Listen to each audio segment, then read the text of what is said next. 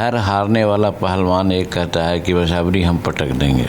वो कहता है कि अगर लालटेन को वोट नहीं देना है तो भाई दे दो, तीरे को वोट दो, एनडीए को ही जिता दो। बिहार में दूसरे चरण के लिए 5 लोकसभा सीटों के लिए चुनाव प्रचार आज शाम थम जाएगा। हमारे साथ बिहार के पूर्व मुख्यमंत्री जीतनराम मांझी हैं। मांझी जी, आज चुनाव प्रचार 5 सीटों पर थम जाएगा। देखिए, हम लोग प्रथम चरण का चुनाव फेस किया है। प्रथम चरण में चारों भी लोकसभा चुनाव का परिणाम एनडीए के पक्ष में आ रहा है और इसका प्रभाव अभी जो आज चुनाव बंद होने वाला है उसमें 4 कंस्टिट्यूंसी में जाने का हमने काम किया, चाहे वो भागलपुर का हो, चाहे बांका का हो, या फिर कटिहार का हो, या पूर्णिया का हो। इन सब जगहों में हमने देखा कि स्थिति इतनी साफ है कि आम जन के लोग नरेंद्र भाई मोदी जी के कामों पर और दूसरी बात राम जी का जो मूर्ति स्थापन हुआ है और उनका जो चल रहा है उसके चलते और सब इतना ज़्यादा मुखातिब हैं। कल हम पूर्णिया के श्रीनगर में थे, मामूली राम का नाम लिया नहीं कि सब उठ करके एकदम जय श्री राम कहने लगा।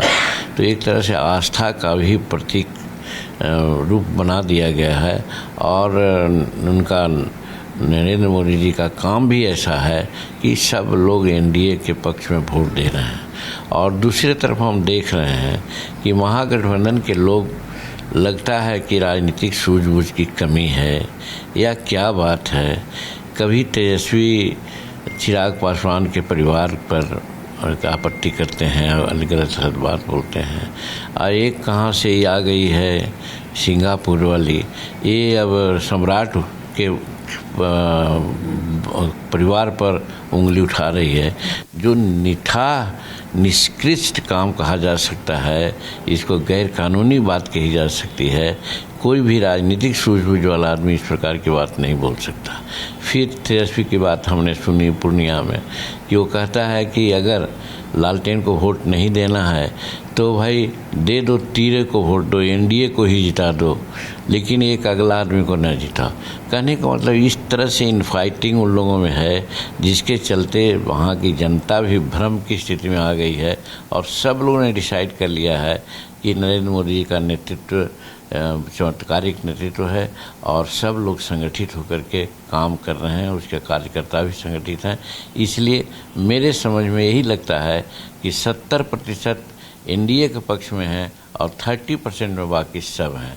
इसलिए वो चारों चुनाव क्षेत्र में कल जो गए हैं हम परसों, उसमें जीत रहे हैं। किशनगंज की भी स्थिति मोरलेस यही है, लोग बतलाया है।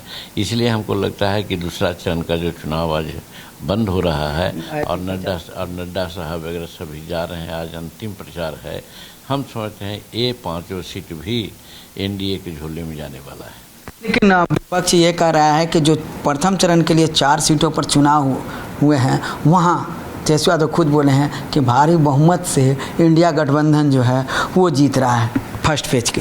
देखिए, हर हारने वाला पहलवान एक कहता है कि बस अबरी हम पटक देंगे, या हम ऐसा किया, थोड़ा सी गलती हो गई।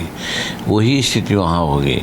किसी भी परिस्थिति में चारों सीट में एक सीट पर भी उन लोगों की लड़ाई नहीं है, लड़ाई से सब बाहर हैं। तो ऐसी परिस्थिति में सिर्फ और सिर्फ अपने कार्यकर्ताओं का मनोबल बढ़ाने के लिए वैसा कर रहे हैं ताकि आगे उसका कुप्रभाव नहीं पड़े।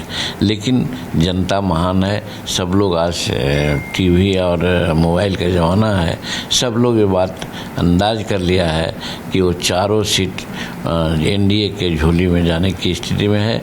और आज का जो चुनाव प्रचार बंद हो रहा है, ये 5 सीट भी एनडीए के झोली में जाने वाला है, क्योंकि नरेंद्र मोदी जी के पैरेलल कोई नहीं है। और नरेंद्र मोदी जी का जो नारा है कि अब की बार 400 पार और बिहार में 40 का 40, 100% आम जनता यहाँ का मतदाता है, मन में बना लिया है और उसी रूप में काम कर रहे हैं लोग।